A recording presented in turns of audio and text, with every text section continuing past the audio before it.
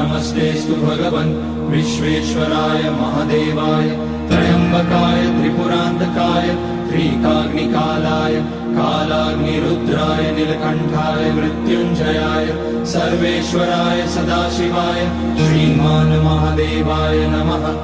ॐ नमः शम्भवाय च मयोपवाय च नमः शङ्कराय च मयस्कराय च नमः शिवाय च शिवतराय च।